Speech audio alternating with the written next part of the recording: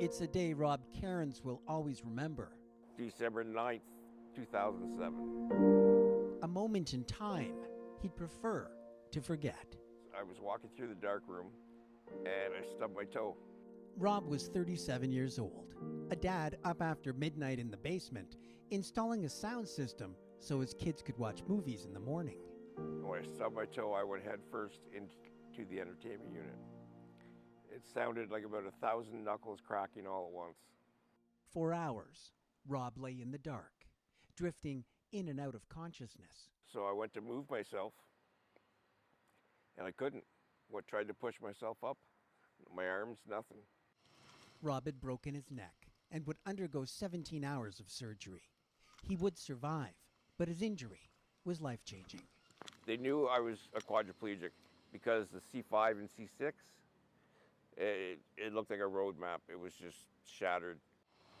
For close to 2 years, he would be in hospitals, rehab centers, and long-term care. I was 22 months in total in a hospital before I got my first apartment. Rob's life had begun again, but in August 2019, an infection. When his health worsened, he was placed on a ventilator. I was 216 days in ICU. His condition chronic, Rob was later admitted to Briere, home to a specialized program of care for patients with long-term ventilation needs. We had expectations we'd keep him comfortable, but I don't think we anticipated he would go home. But Rob had other plans, and he was tenacious about them. He believed he would go home and would live his life without a ventilator. They had never taken anybody off a ventilator. And he pushed our team to say, you know what, I want to get off of this thing, and you're going to help me do it. With courage and extraordinary efforts by Rob and his caregivers at Briere, they did. I had tears in my eyes for Rob. I was so proud. It was a first. And after 1 year and 1 week, the patient who many believe came here to die went home to live. I remember leaving my room and all the nurses were lined up. They were clapping their hands and cheering.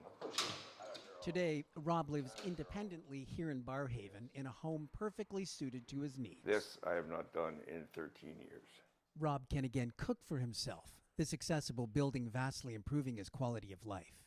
Stores, shopping, and Rob's children are nearby. There are support workers on site who help get Rob in and out of bed and with showers.